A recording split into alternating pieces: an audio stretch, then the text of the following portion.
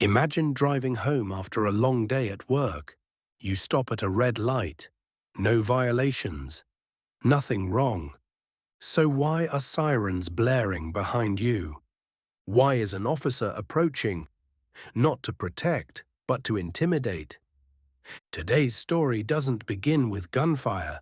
There's no high-speed chase, no violence. Just a black woman, dressed in business attire, sitting behind the wheel, and a white officer, with a condescending stare, a cheap excuse, and a familiar habit. To judge, to humiliate, and to think he'll get away with it. But this time, he picked the wrong woman. She didn't scream. She didn't lash out. She didn't resist. She simply pulled out one thing that made the entire system shudder: a badge. And from that moment, the city of Briarfield would never be the same again. Stay until the end, because you're about to witness a reversal unlike any other. One act of humiliation ignited a whole new era of justice. Please like, subscribe, and turn on notifications to update our latest videos. Dusk settled over the city of Briarfield, casting a golden hue over the old brick buildings and tree-lined boulevard. The streets buzzed with the end-of-day rush, car horns, hurried footsteps, and the familiar symphony of a city winding down after work. Among the flow of traffic, a black sedan quietly merged into the right lane. Behind the wheel sat Amara Knight, director of the Office of Professional Oversight for the Briarfield Police Department, a black woman known for her piercing gaze and steel resolve against even the most fortified walls of power. Her charcoal grey suit fit neatly over her tall, commanding frame. Her expression calm, yet her eyes hinted at calculations still running from a day that had not yet ended. A laptop sat half-closed on the passenger seat, a silent witness to the unfinished business of the day. The latest internal meeting echoed in her mind, reports of misconduct by several mid-ranking officers, still unresolved. She turned onto Main Street, the artery that ran from City Hall down to the southern residential neighborhoods. The traffic light ahead turned amber. Amara eased the brake, bringing the car to a perfect stop at the white line. She exhaled slowly, adjusting the rim of her glasses with practiced calm. A classic jazz tune drifted softly from the radio, smooth and mellow. For most, this might have been a rare moment of rest, but for Amara, it was the stillness before the storm. And right on cue, the storm arrived. In the rearview mirror, red and blue lights flashed to life, a patrol car tailing close behind. Then the siren howled, loud and urgent, slicing through the heart of the city like an unseen warning. Amara frowned. She knew she hadn't violated anything. She had stopped at the red light. Her speed had been under the limit. Everything had been by the book. But the patrol car accelerated, drawing closer, with no sign of veering away. Her professional instinct whispered one chilling truth: this isn't going to be a routine stop. The wail of the patrol car siren persisted, as if intentionally stirring the already stifling atmosphere of a late weekend afternoon. Amara Knight kept a firm grip on the steering wheel, her eyes locked on the rearview mirror. She hadn't used a turn signal, she hadn't run a red light. So then why? The police car pulled up alongside hers, then suddenly activated its loudspeaker. Black vehicle, female driver, pull over immediately. Amara frowned slightly. That voice. The way it emphasized female driver and black vehicle. No license plate was mentioned. No reason was given, just an order. She slowly turned on her signal and eased the car onto the shoulder. The moment her vehicle came to a complete stop, she saw a tall figure step out of the patrol car. Officer Brent Callahan. Crisp uniform, dark sunglasses, hand resting on his belt, right next to his holstered gun. Amara lowered her window, her expression maintaining its familiar calm. "Good afternoon, officer," she said evenly. "May I know the reason I've been asked to pull over?" Brent Callahan didn't answer right away. He lowered his head to look at her, the eyes behind his tinted glasses filled with scrutiny. "License and registration," he said bluntly, skipping over even the most basic courtesies. Amara retrieved her wallet from the side pocket with slow, deliberate movements. She knew all too well how quickly a sudden move could be misinterpreted. Callahan took the documents, glanced over them quickly, then more slowly.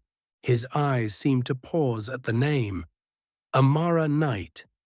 Still offering no explanation, he walked around to the back of the car as if conducting further checks. But Amara knew exactly what this was. Not an inspection, but surveillance. An assessment. A silent test of power. 1 minute, then 2, then 3. Brent returned, standing right beside her window. "What do you do for a living?" he asked, voice casual but laced with suspicion. Amara looked up, her gaze like cold steel. "I don't believe my profession is relevant to the traffic stop, officer." Brent squinted, then let out a half laugh, half sneer. "I'm sure you know, not everyone in a business suit driving a luxury car is trustworthy." And in that very moment, Amara knew. The confrontation had officially begun. Brent Callahan no longer stood like an officer performing his duty. He stood like a sentry, someone who didn't see Amara as a citizen with rights, but as a potential threat that needed to be controlled. His gaze swept from Amara's tailored grey suit to the spotless black sedan, and then lingered on her deep brown skin and neatly tied-back hair. There was no disguise, no restraint, just a cold, blatant, prejudiced stare. "Where are you coming from?" His voice rang out, this time openly interrogative. "From the city office," Amara replied, concise but still polite. "Your position?" She gave a faint, knowing smile. "I'm sure you can check the records for that, officer." Brent paused for a brief second, then pretended not to hear. "You seem to know the law pretty well. But funny thing, people like you don't usually drive cars like this, wear clothes like that, head in this direction." The sentence was a velvet-covered knife. Beneath the calm wording lay a cut named racial bias. Amara took a deep breath. Her hand remained gently on the wheel, but every muscle in her face had tensed, not from fear, but from restraint. "People like me?" she repeated slowly, eyes locked on his. Brent shrugged, feigning innocence. "You know, the kind of person I don't often see around this area at this hour." She said nothing, because she knew every word she uttered now could be twisted into an excuse for him to escalate things further. She wasn't afraid of a search. She was afraid of the truth being distorted, as had happened thousands of times before. "If the officer has a specific reason to continue detaining me," Amara said, her voice steady as a ticking clock, "I'm willing to cooperate. If not, please let me go." Brent took a half-step back, but instead of answering, he coldly uttered, "Step out of the vehicle. Place your hands on the hood." At last, the power play had reached its next level. Amara opened the car door, not in haste, not trembling. She rose, tall, steady, and composed, as if walking into a tense boardroom meeting, not into a confrontation with an officer trying to turn her into a criminal.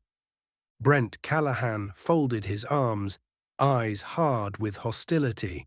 He didn't blink as he barked the order, "Hands on the hood, now." Amara looked at him for a second, then complied.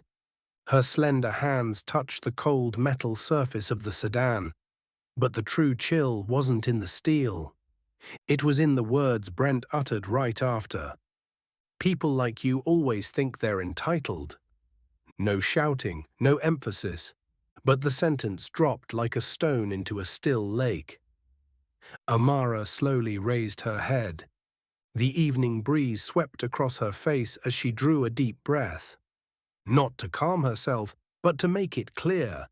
She would not back down. People like me? She repeated, voice calm, yet every word sliced through Brent's mask of composure like a thin blade. Brent shrugged, as if stating the obvious. You know what I mean. I want to hear you say it clearly, Amara replied, her eyes never leaving his. What exactly is someone like me, Officer Callahan?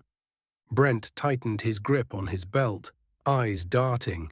He wasn't used to being questioned, especially not by a black woman in a tailored suit, standing tall, unshaken by his intimidation. You know damn well, Brent snapped, his voice slightly fraying. The type that looks at the world with arrogance, thinking you're above the law. I'm not above the law, Amara said. I understand it, and I know when it's being abused. Silence pressed in. Another gust of wind passed, carrying the sound of distant traffic. But at this intersection, it was just two people, and a fragile line between lawful authority and racial bias. What Brent didn't know was that with that one sentence, he had just crossed a line. And what he really didn't know was that the woman standing before him was the one with the power to determine his fitness to wear that badge. But Amara didn't flash her credentials, not yet. Because she knew true power doesn't need to shout, it only needs the right moment. Brent Callahan stood silent for a few seconds after saying, "People like you." His eyes scanned Amara's perfectly tailored suit, as if trying to compute how a black woman could stand so confidently, could dare not to bow. Then, as if snapping out of a daze, he stepped closer to her car. I suspect there may be illegal items in the vehicle, he said firmly, then glanced toward his hip. I'm going to need to perform a pat-down. Amara immediately turned, her eyes cutting into him like a blade. You have no legal basis. And I do not consent. Brent didn't flinch at her response. He pulled out a pair of gloves, slipping them on with a mock professional air. But his hands trembled slightly, betraying that he had just crossed a line he couldn't take back. I'm in charge here, he snapped. If you don't cooperate, I have the right to detain you. Across the street, a small crowd had started to gather. No one intervened, but the way they looked on spoke volumes. Tension, unease, and silent disapproval. Amara felt the humiliation in every motion Brent made. His hands moved across her body, too thoroughly, too slowly, far beyond what protocol required. This was no longer a security check. This was punishment. Because she didn't lower her eyes, because she had the audacity to ask why, because she didn't fear him. Brent stepped back after the final touch, his face flushed red. Maybe from pressure. Or maybe because deep down he knew he had crossed a boundary he didn't dare name. Amara took a long, steady breath, her right hand clenched ever so slightly. She had endured enough, and in just a few minutes, the balance of power would shift. Brent Callahan stepped back half a pace after the prolonged and unnecessary pat-down. He cleared his throat, trying to recover his composure, but his eyes had lost focus. Sweat glistened on his brow. Even he could feel it. He had just crossed a line, and there was no way back. Amara still stood there, tall, poised, unwavering. She didn't respond with rage. She didn't raise her voice. What she did have was a gaze that seemed to strip away every layer of the mask Brent wore. Slowly, she leaned toward the passenger seat and reached for her wallet, her movements clear, measured, deliberate. Out of instinct, Brent's hand moved toward his hip again, hovering near his weapon. But what she pulled out wasn't a weapon, it was a badge. Polished metal catching the last rays of evening light like a bolt of lightning across the silent intersection. Amara Knight, Director of the Office of Professional Oversight, City of Briarfield. Brent froze. Several seconds passed like an eternity. The name that had just been spoken wasn't that of some anonymous civilian. It belonged to the very person with the authority to investigate the entire police department, including disciplinary records, misconduct reports, and the power to recommend immediate suspension of any officer suspected of violating ethical standards. Brent stammered, I didn't know. I was just following protocol. Amara's face remained unreadable, her voice soft as a breeze cut like a blade. You do know the protocol, Callahan, but you chose to twist it, to satisfy your need for control. Several bystanders had now stopped. A woman pulled out her phone and began recording. No one spoke, but the atmosphere had shifted. For the first time, Brent's eyes flickered not from dominance, but from fear.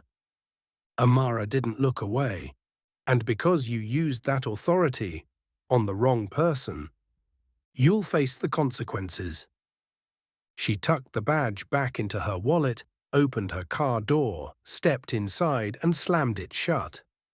No shouting, no threats, but as her vehicle pulled away, Brent Callahan realized that his career may have just ended right here, on a street he thought he ruled. The air inside Amara Knight's car felt dense as she drove away from the scene. She didn't turn on the radio. She didn't adjust the air conditioning. She let the silence sit, to fully absorb the pressure she had just emerged from. But this wasn't the end. This was the beginning. Kale 1:17 Headquarters of the Office of Professional Oversight, Briarfield. The entire city had fallen asleep, but on the third floor, where Amara Knight's office was located, the lights still burned. She stepped in, still dressed in the same work outfit, her heels echoing through the empty hallway. No staff, no ringing phones, just silence and duty. She powered on the computer, entered a 3-level security code. Search Callahan Brent. The screen flickered. The file appeared. Not just one. A long list. 5 years, 7 incidents, 11 complaints. And one common thread. Not a single case disciplined. File 1, February 14, 2020. Aggressive behavior toward a 17-year-old black student. Note, suspected marijuana possession. Conclusion, no evidence found. File 3, November 3, 2021. Vehicle search without a warrant. Victim, Asian American female entrepreneur. Note, uncooperative attitude. Conclusion, no body cam footage available. File 6, August 9, 2022. Intimidated a whistleblower, referred to the complainant as a drama queen whore. Note, unable to verify exact language. Conclusion, no action taken. Amara leaned back in her chair, hands clenched on the desk. This wasn't a one-time slip. Not a mistake. It was a pattern of behavior, protected by the silence of a system. She opened a drawer and pulled out an old internal affairs binder.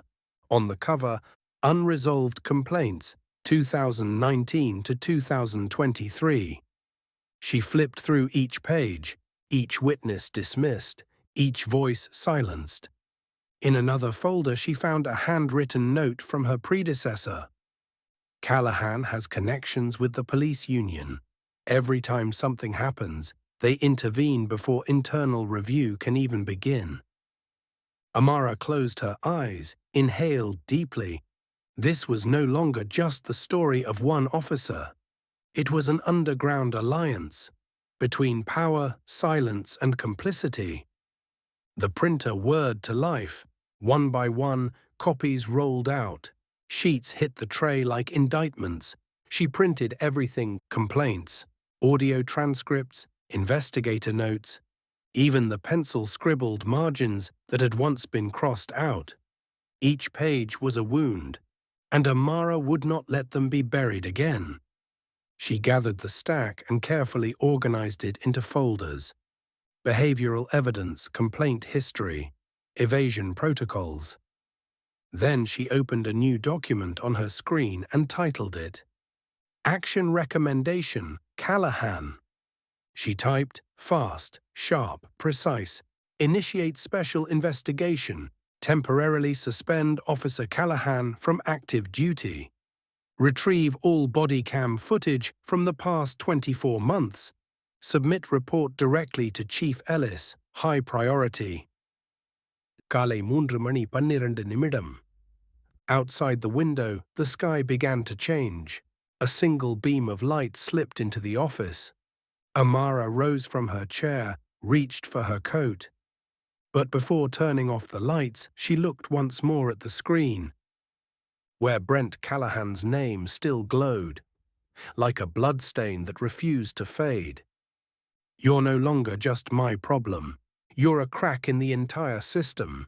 And starting this morning, that system begins to change. She shut down the computer. The lights went dark, but the fight had just begun. காலை 8:27. Briarfield Police Headquarters. Top floor. A mahogany door, a gleaming brass nameplate, Chief Warren Ellis. Amara Knight didn't knock. She walked straight in. Not out of arrogance, but because the time for asking permission had passed. Chief Ellis looked up from his conference table and froze when he saw her. His eyes narrowed slightly, not in anger, but in caution. Amara was always punctual, always by the book. But this time, no email, no greeting. She didn't take a seat. She placed a nearly 5-centimeter thick folder on his desk and looked him dead in the eye. Brent Callahan is a problem, but you know full well he's not the only one. Ellis remained silent. She opened the file, page by page, line by line, like reading an official indictment. 7 cases covered up, 3 complaints dismissed without review, 2 body cam malfunctions, 1 recorded threat against a victim, never reported, and at the bottom, the signatures of those who approved the closures. Some of them still worked just down the hall. Amara looked up. Her voice did not waver. This isn't a series of personal mistakes. This is a system that knew the truth and chose to bury it. Ellis let out a long breath. He pushed his chair back, stood, and walked to the window, gazing down at the station courtyard, where officers were doing their morning drills. Uniformed, armed, and among them, some might be directly tied to the pages he had just read. Amara, he said, his voice dropping low, do you know what's going to happen if you go through with this? I'll be hated, threatened, possibly isolated, she replied. But if I don't do this, then you and I have both already failed. Ellis turned back around. His face showed inner conflict, but his eyes had changed, no longer guarded. I used to think cases like this were isolated. A few bad apples we could quietly remove, he said slowly. But if you're right, then the whole basket is rotten from within.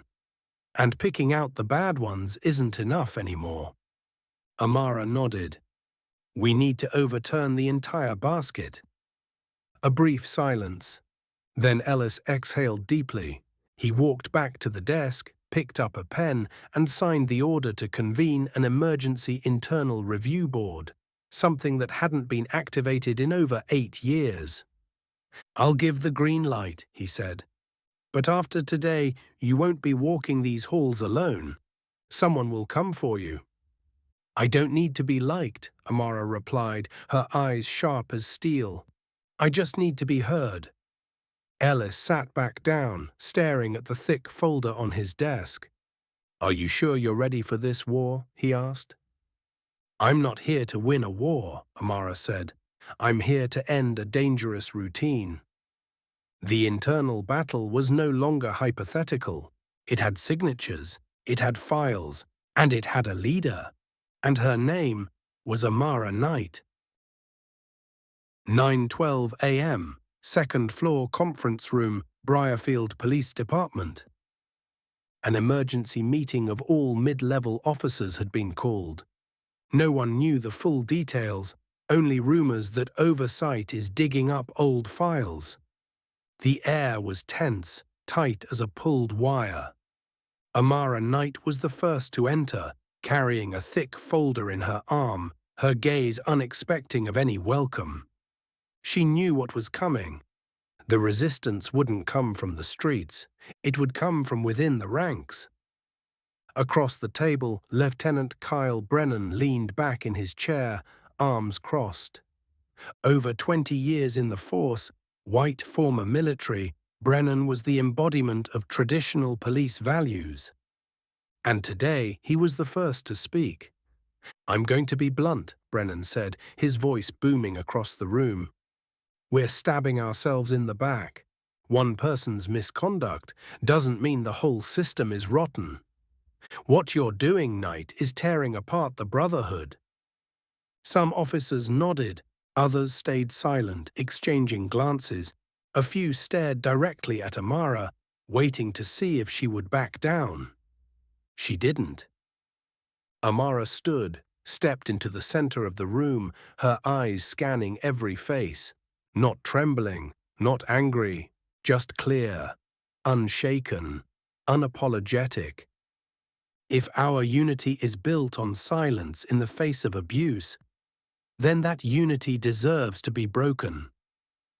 We swore to uphold justice, not to shield each other from accountability. Another officer spoke up, this time more gently. "Amara, we understand your intent, but right now you're making the entire team feel under attack." Amara didn't interrupt. She let him finish. Then she pulled out another folder and placed it squarely in the center of the table. "These are 23 complaints filed over the last 4 years, all with the same pattern: traffic stops, threats, unlawful searches. And every single one involves officers still sitting in this room." The room froze, eyes darted, chairs creaked, someone coughed quietly. Amara turned toward Brennan, who hadn't taken his eyes off her. "You say I'm tearing apart the spirit of this team. Then let me ask you, what kind of spirit are we defending if it protects violators and makes the innocent fear the badge? If you're one of the good ones, then you should be standing with me, not against me." Brennan clenched his jaw. For the first time, he had no rebuttal. The room sank into silence. Not everyone agreed with her, but everyone understood. Those words couldn't be dismissed with empty slogans. Amara hadn't come to make friends. She came to dismantle a system that had grown too comfortable with the phrase, "We're always right." And a system like that cannot be saved by false unity. Thursday night at the Ward Hill Community Center, Briarfield. It wasn't a formal hearing, no cameras, no slogans. Just rows of worn wooden chairs, a single microphone placed in the middle of the room, and over 60 citizens of all ages sitting quietly, waiting for their turn to say the things they had held in for far too long. Amara Knight sat in the front row, notebook in hand.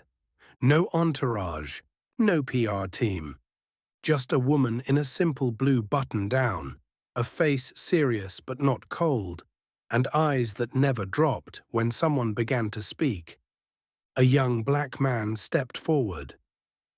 "My name is Marcus Evans. I'm 22 years old, a senior at Briarfield University. Last year, I got pulled over and searched in broad daylight, just because I was driving a new coupe and didn't look like someone who could afford it. The officer said I must have borrowed it from someone, then demanded I open the trunk. I asked if they had a warrant. They said they didn't need one." He paused, voice dropping. "Since then, I don't drive at night anymore. Every time I see red and blue lights behind me, my heart races faster than it ever does during finals." The room was silent. No laughter, no denial, only stillness. A middle-aged woman in a nurse's uniform stood next. "My name is Clara Martinez. I work the night shift at the hospital. I was once held for 40 minutes after a shift because I looked tired and suspicious. That's what they said. I showed my hospital ID. They didn't believe me. One of them whispered that I might be pretending to be a nurse." She sat down. Her face remained calm, but her eyes had started to well. Then an elderly woman with silver hair and a cane rose from the back. People stepped aside to make way. Amara stood and walked over to gently help her. "My name is Ethel Jennings. I'm 76 years old. I have nothing left but memories. I used to teach my children that the police were the good guys. Now I teach my grandchildren how to stay silent, not ask questions, not make sudden movements when they're pulled over." Her voice trembled, not from age, but from the quiet heartbreak of being betrayed by a system she once trusted. Amara returned to her seat. Her hand kept writing, but not a single word of commentary broke through that river of raw emotion. This wasn't a time for rebuttals, this was a time to witness. Then a white man, older, broad-shouldered, stood up. There was a flicker of surprise in the room. He wore a military shirt, carried himself like a veteran. "My name is Ronald Pierce. I served in the Navy. I've never been discriminated against because of my skin color, but I've seen it. I once stood by while a colleague was questioned, just because he was Arab, and I said nothing." He looked directly at Amara. "I didn't come here to tell my story. I came to say this. It's time for all of us to stop staying silent." A gentle wave of applause rippled through the room. No one had been asked to clap, but they did, because they had just witnessed a truth that bore no color, only echo. And tonight, that echo had traveled far. Amara left the forum late into the night. Her notebook was now full. Not with data, not with statistics, but with wounds that had never been acknowledged. And from tonight on, they would no longer remain hidden in the dark. Briarfield Administrative Building, Hearing Room 4, a modest room, but today it was packed. Reporters, lawyers, community representatives, and at the front row, Officer Brent Callahan, seated silently behind a long wooden table. No sunglasses, no arrogance. To his right sat a union-appointed attorney, flipping through a binder as if hoping to find something salvageable amid a mountain of damning allegations. At the center of the room, a large screen displayed the title, Hearing of Professional Oversight Board, Case 731, Officer Brent Callahan. Amara Knight stepped up to the podium. She didn't need an introduction. Nearly everyone in the room already knew her name, and the reason this hearing was even happening. A council member asked, "Director Knight, do you confirm that you initiated this internal investigation?" Amara nodded. "I confirm it, and I also confirm This isn't a case of isolated misconduct. It is the visible symptom of a structure that has rotted from within. A faint click sounded. On the screen, reports began appearing. Itemized excerpts from internal complaints, staff memos, and testimonies from civilian victims. Use of racially derogatory language while on duty. Threatening language toward residents of color. Failure to follow proper stop and search procedures.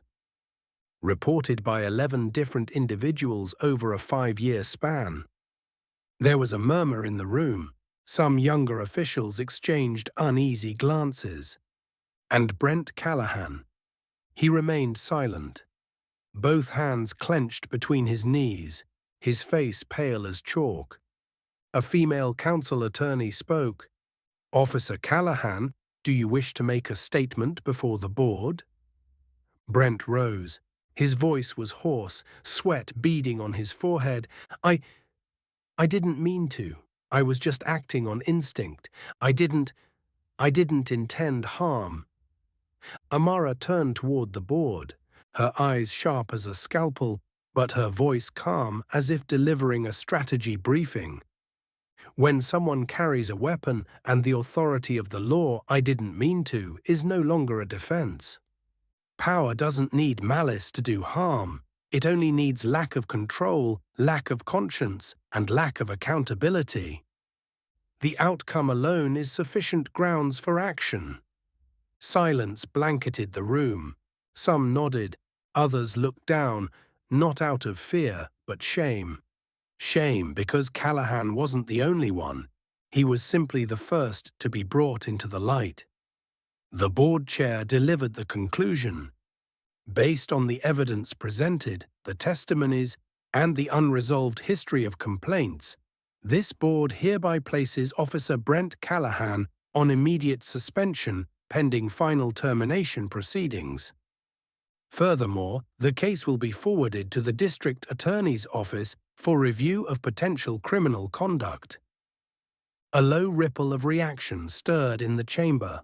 Brent's shoulders collapsed. He didn't argue. He didn't scream. Because deep down he knew. It was too late to undo what had been done. Amara walked out of the hearing room. In the hallway, several reporters raised microphones. She paused for exactly 3 seconds. "We're not doing this for revenge. We're doing it for accountability. Every uniform, whether white, brown, or blue, must answer to the same standard. And today, we've reaffirmed that standard." She turned away and continued walking. Behind her, the boardroom doors closed. But ahead, a full-scale reform had just begun. 3 days after the hearing, on Amara Knight's desk lay a stack of printed letters, yellow paper, blue ink, not from the public, but from 24 mid- and senior-level officers in the Briarfield Police Department. The message was blunt. The unilateral actions of the Director of the Office of Professional Oversight are harming the unity of this force. We oppose the lack of internal consultation and demand an immediate halt to these so-called purging investigations. Signed, Lieutenant Kyle Brennan, and 23 others. Amara read each line, her face unreadable. She had anticipated this, but still her chest tightened as she saw the names. Names she had once respected, once trusted. Now choosing silence and mutual protection over truth. At the same time, Chief Warren Ellis received a copy of the letter. That afternoon, he called an emergency meeting of the entire Internal Affairs Division. No formal invitations, no advance notice. The room fell into complete silence as he entered. No one knew what he was going to say. Some hoped he would restore balance. Others feared he might scale back Amara's role to keep the peace. But then he spoke. No papers, no microphone. "I've read your letter," he began, "and I'll speak plainly. Nothing can be divided if it was already cracked." The room froze. Amara Knight did not weaken this department. It was those who stayed silent in the face of misconduct, those who used the word brotherhood to shield abuse. They are the ones who rotted us from the inside out. You say she's hurting team morale? Then tell me, what morale are we defending? The public's trust, or the habit of covering mistakes with manufactured honor? No one responded. Kyle Brennan looked down. Other officers started avoiding each other's eyes. Amara remained seated at the back. She didn't need to stand. Because today, someone else was standing for the truth. Chief Ellis continued, "We don't need a united department if that unity means collectively ignoring the truth. What we need is a department brave enough to face itself, and Director Knight is the first mirror we've had." He turned toward Amara and gave a slight nod. "You will continue your work, and anyone who can't stomach this change is free to resign." Another silence filled the room, but this time it wasn't defiance, it was awakening. Because Chief Ellis's words had shattered the final wall of resistance. The first month after the hearing was the most grueling period the Briarfield Police Department had faced in years. The atmosphere inside the precinct had changed. No more boisterous laughter in the break room, no more quiet nods and handshakes of unspoken understanding. In their place, silence mixed with unease. And within that silence, a quiet earthquake was rippling through every branch of the system. New policies were enacted, jointly signed by Amara Knight and Chief Warren Ellis.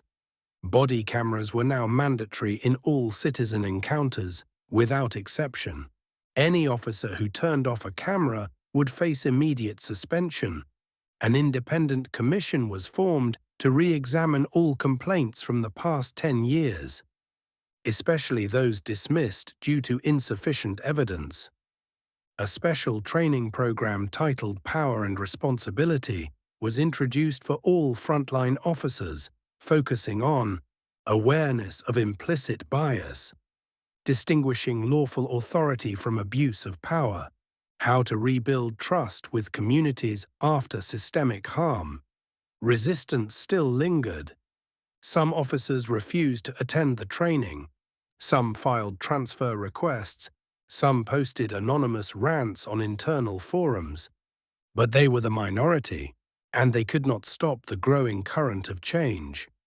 Meanwhile, at the Office of Professional Oversight, Amara worked late nearly every night.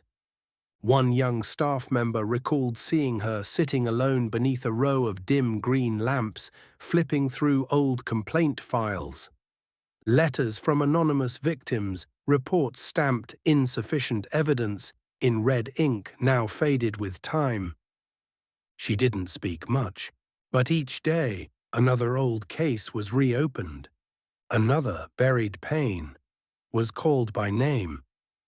One Tuesday morning, a college student named Tasha Gomez, who had once been pulled over and threatened by Officer Brent Callahan with language that was both sexist and racially charged, received a letter from Amara's office.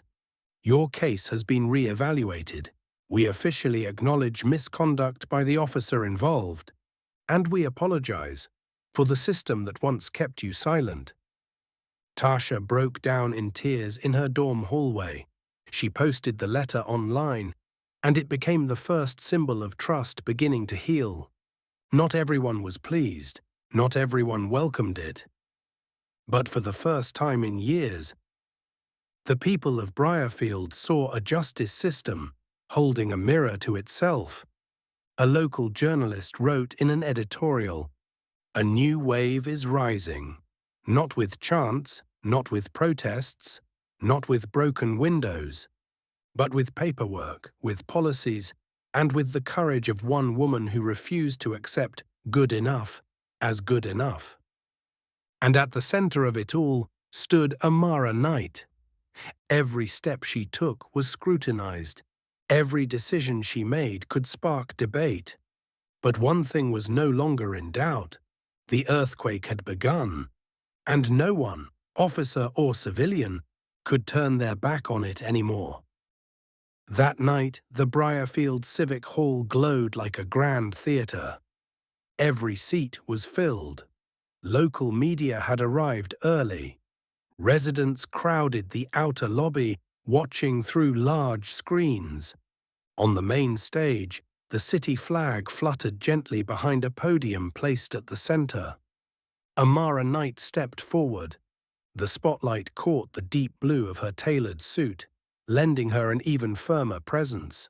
She carried no written speech, no teleprompter, only the truth, and the calm of someone who had walked through storms and kept her heart intact.